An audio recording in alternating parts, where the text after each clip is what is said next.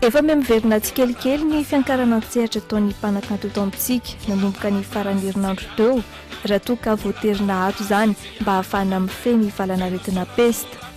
Anisan'ny mpanakanto nanatanteraka kabare ohatra Samuel saingo fitandrona ny fahasalaman'ny rehetra dia misy ny fepetra entitra noraisin'ny mpikarakara. Desinfectisation ny efitrano nanaovana natao indroa mihitsy dia nezahana ihany koa hoe aloha be mihitsy dia efa fantatra hoe zao zany olona ampidirina dia ny ankoatr'izay aloha ialana tsiny.